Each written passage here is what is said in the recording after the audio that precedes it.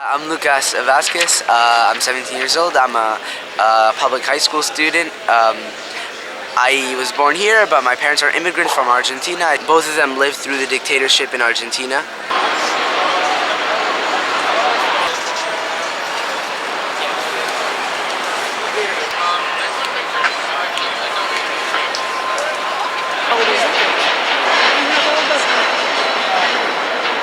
We have all the examples in the Mid-July, culture jamming magazine in Canada, from Vancouver, Canada, called Adbusters, put out a call on the internet to occupy Wall Street. So me and many local peers and New York City activists that are friends of mine, we got together and said, let's get a General Assembly and plan this occupation. So August 2nd was the first General Assembly to plan for this occupation. It started because, there's the actual call that Adbusters put on the internet, and then people responded and started meeting. But it was hundreds and hundreds of people who were involved in planning for the day, September 17th. I'm working on getting more high school students in the struggle. There's been a big influx of college students getting involved, which is amazing to see as well. Average education at a college level is very, very expensive, thousands and thousands of dollars. And college students, they are in debt. So a lot of them are indebted for the rest of their lives, but when they graduate, they can't find labor nor jobs. So that's one problem between the economic injustice that they are living as well, because they have no future. are now facing foreclosures of their homes. They're unemployed and they can't get jobs, and they're seeing our government and our tax dollars pour into Wall Street to bail out banks.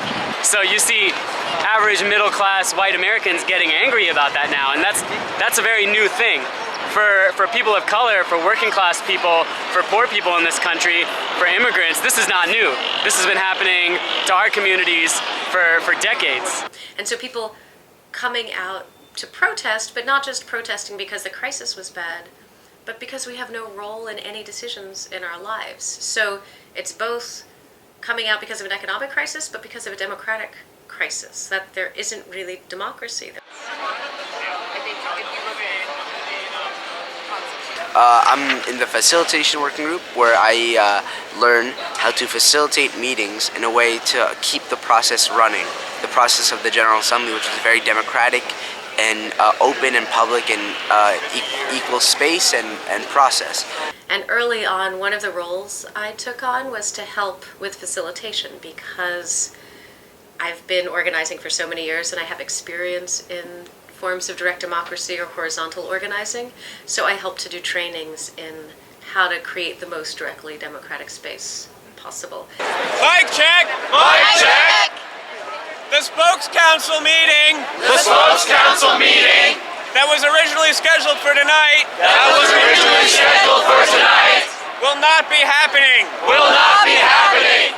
Also, I am in the Sotheby's workers working group, where there's workers that are on strike, locked out of this big art handling space called Sotheby's. The CEOs, the top owners, own tremendous amount of money, but they can't pay their workers fair wages and benefits. So they are locked out fighting for their struggle, and I'm helping.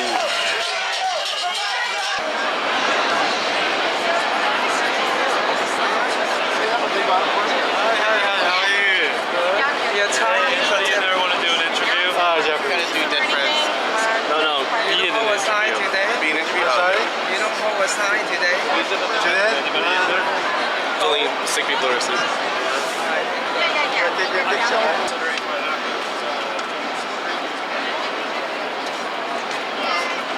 I am a photojournalist. I am on the Occupy Wall Street official media team. I'm one of the helpers that does things amongst hundreds of other people do as much as they can every day.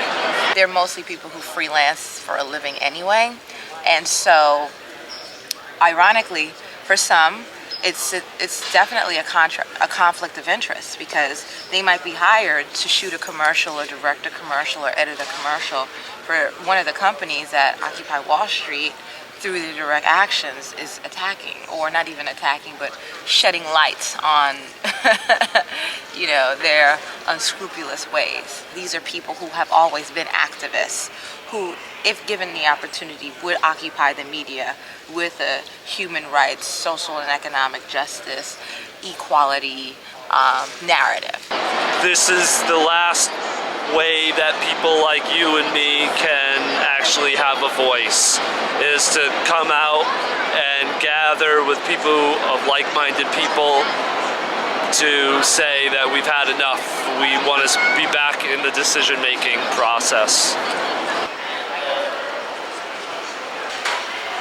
With activists from Egypt, Iran, and Tunisia, by the red structure, at Liberty Square.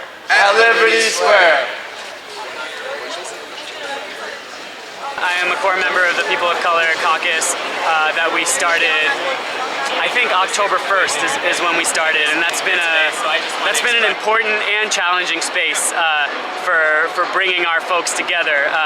A lot of us at the outset of this movement felt that it was very dominated by white people, and it was hard to get our voices and our concerns really at the center of this movement. So sometimes consensus can be challenging when people are coming from all different backgrounds, and the People of Color Caucus, the only common thread is that we're all people of color. Ideologically, we're all over the place, but that's important for us to come together and try to work out our differences, because what unites us all in this caucus is that we all have a shared experience of racism. We have a whole lot, we probably have at least a dozen subcommittees. So there's a facilitation subcommittee, there's an outreach subcommittee, there's a media subcommittee, there's a labor subcommittee, and so that we function in a lot of work gets done in the subcommittees, and then members of those subcommittees then get involved in the Occupy Wall Street working groups.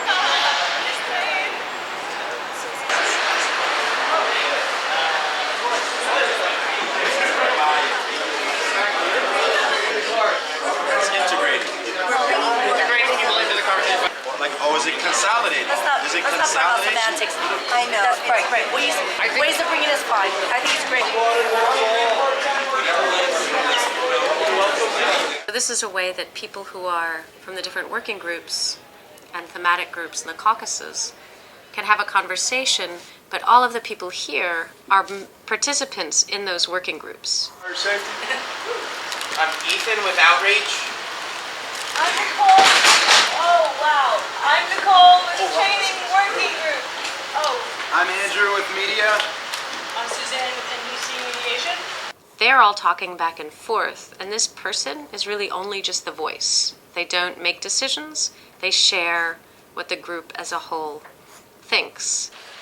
What we're trying to build in the Spokes Council is a delegated model that is also a form of direct democracy, but it's collective.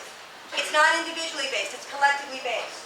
Mic check! Mic check! Let's take a moment. And this council model is something that was used in the Spanish Revolution. It's something that they use a little bit, a version like this in Chiapas in Mexico with the Zapatistas. In the anti-nuclear movement in the United States in the 1970s. They're models for decision-making for very large groups of people to use a directly democratic model where you can have an in-depth conversation, because one challenge at the General Assembly, using the People's Mic, as beautiful as the People's Mic is, you can't get into a long debate or discussion. It's an exciting moment where the interests of the bottom of society and now the interests of some of the middle of society are maybe becoming together and realizing that, look, 1% of this country is really the enemy. The banks are really the enemy. Corporate America is really the enemy. And ultimately, capitalism is really the enemy. I don't think this movement is quite an anti-capitalist movement yet, but I think this is the closest thing to a mass anti-capitalist movement that we've seen, certainly in my lifetime. I'm 31 years old. I've never seen anything like this before in my lifetime. So it's really vast, and every day more people create more working groups. So it's partly related to the plaza, but it's now become a kind of New York City phenomenon, and it's not only in Zuccotti Park. That in Brooklyn, there have been 4 General Assemblies, in Harlem, in Queens, in the Bronx. So it's something, and I think that's what's really significant about it, is that it's not just... Zuccotti Park is kind of an idea. It's an actual place, but the Occupy Wall Street is to inspire people to go and have assemblies in your neighborhood or in your workplace. You have a dream? What is it? I do have a dream. Besides revolution, I have I don't know. I want to really get involved in union organizing. I want to see as a dream for 100,000 people to go out to T-Mobile and tell them they have a right to unionize. And my dream would be to organize in that sense.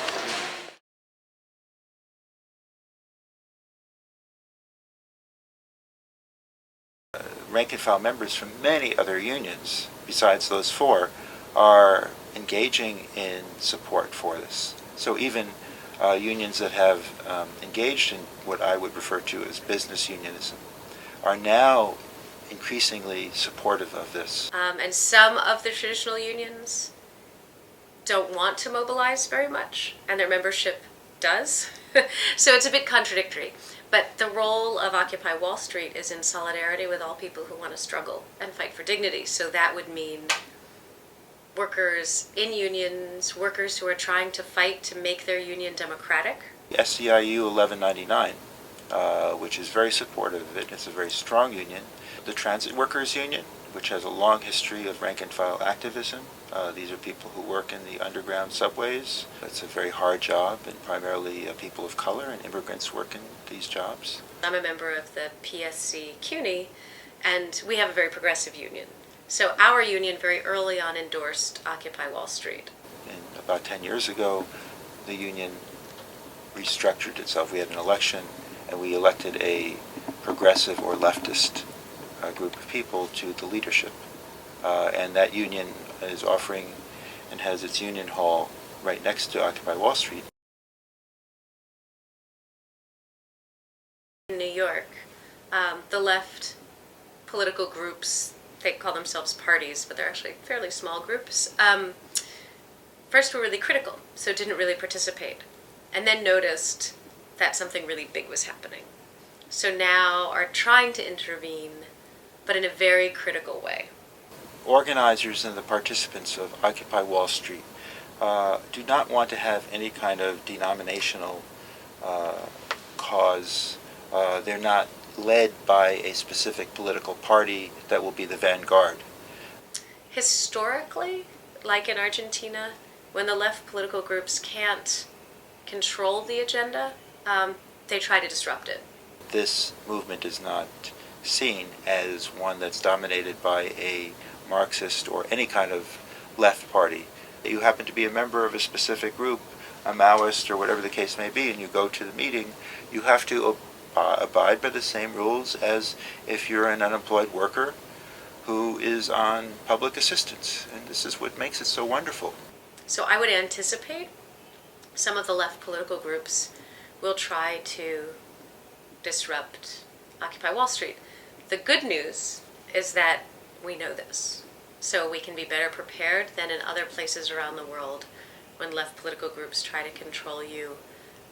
People are often surprised and don't know what to do. So now we can just be very clear that that's what they're trying to do and have a very open conversation about what's happening.